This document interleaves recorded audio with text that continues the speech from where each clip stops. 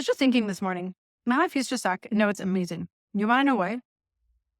4 years ago, I tried to unalive myself. And after I survived that, and I didn't want to survive, didn't want to survive. But after I did, thank God I did, I had an appointment with my therapist sometime that next week. And he said, okay, Jenny, we have a new rule for your life. And that rule is nobody gets to be in your life who doesn't fucking love you. I didn't see how that was going to solve anything or make me happy. It's like, I feel like we need a bigger strategy than that for what just went down. I questioned him as a therapist in general. And I remember like crying and telling him, I said, nobody in my life loves me. Nobody loves me. They put up with me, or I just happen to be their daughter. I happen to be their sister. I happen to be their neighbor.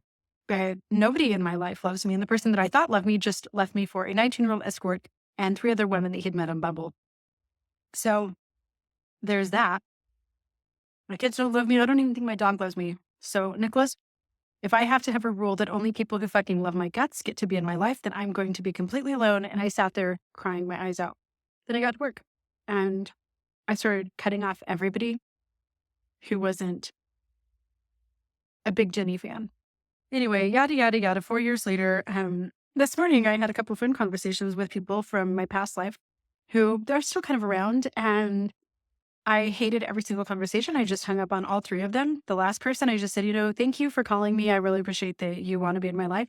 But there's nothing that I ever get out of any interaction with you that doesn't leave me just completely drained and feeling like I am less than who I think that you should think that I am if you want to be friends with me. So I hung up, asked him not to call again. He was apologizing and, oh, Jenny, I'm so sorry.